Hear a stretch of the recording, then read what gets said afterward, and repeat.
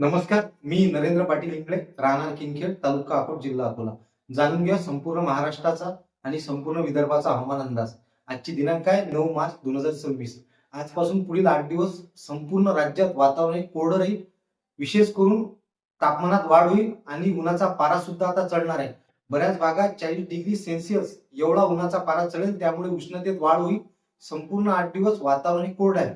पण 17 मार्च नंतर राज्यात बऱ्याच भागात अवकाळी सदृश्य पाऊस येऊ शकतो आणि तो पाऊस 17 मार्च ते 23 मार्च या कालावधीत, काही भागात 17 मार्च ते 20 मार्च या कालावधीत, तर काही भागात 20 मार्च ते 23 मार्च या कालावधीत अवकाळी स्वरूपाचा गारपीटी सहित पाऊस पडू शकतो.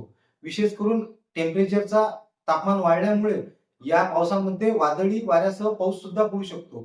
मग हा पाऊस नेमका कुठे कुठे पडणार, तर हा पाऊस राज्यातील उत्तर महाराष्ट्र, विदर्भ, इकडे पश्चिम महाराष्ट्र आणि मराठवाड्यातील काही भागात हा अवकाळी स्वरूपाचा पाऊस पडणार आहे.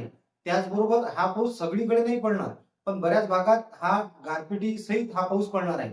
त्यामुळे ज्या शेतकऱ्यांची हरभरा आणि गव्हाची काढणी चालू असेल त्यांनी 18 मार्च पर्यंत करून घ्यावी, जेणेकरून आपलं नुकसान टाळता येईल. सोबतच 18 मार्च ते 20 मार्च काही भागात हा पाऊस आहे, तर काही भागात 20 मार्च ते 23 मार्च या भागात, काही भागामध्ये या कालावधीत पाऊस आहे. मग हा पाऊस अवकाळी स्वरूपाचा असल्यामुळे यामध्ये वादळी वाऱ्यासह अवकाळी स्वरूपात गारपीट सुद्धा होऊ शकते. विशेष करून आता अकोले जिल्ह्यासाठी विशेष हवामान अंदाज. अकोले जिल्ह्यामध्ये पुढील 8 दिवस वातावरण कोरडं असेल, उष्णतेत वाढ होईल, तापमानात सुद्धा 40 डिग्री सेल्सिअस एवढं तापमान वाढणार आहे. पण 20 मार्च ते 23 मार्च या कालावधीत अकोला जिल्ह्यातील काही भागात अवकाळी स्वरूपाचा आणि वादळी वाऱ्यासह पाऊस पडणार आहे.